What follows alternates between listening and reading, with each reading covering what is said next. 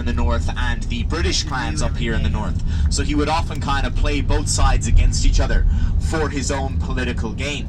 Now, I will come back to Dunluce in just a second, but we're going to be shortly seeing on the left-hand side, folks, the face of Fionn McCool, of that legendary giant of Ulster mythology. It's going to be on one of the cliff faces here on the left-hand side, just as we round the next bend. So keep an eye out for the face of Fionn McCool. It's built into the cliff face itself. It's a natural phenomenon. You'll see his nose and kind of the eye above the nose and a bit of a mouth shape. I'll point it out to you now. It's going to be coming up in the next few seconds, I do believe. Yeah, it's just up here ahead, folks. Oh no, hang on, it's around the next bend.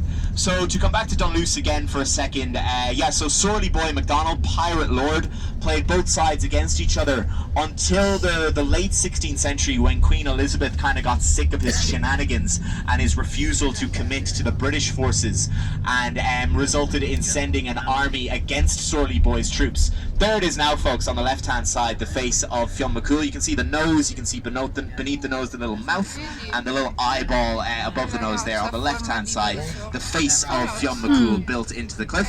And then behind in the distance there, you can see Dunluce Castle. So yeah, in the late 16th century, Queen Elizabeth got fed up with Sorley Boy's antics, launched an armada against his forces. His forces were actually stationed on Rathlin Island, and so launched an armada against Sorley Boy's forces and utterly slaughtered them where they were stationed on Rathlin Island. Slaughtered some 400 of his troops, which very much forced Sorley Boy's hand and forced him to swear allegiance to Queen Elizabeth in order to be allowed to retain the castle for himself.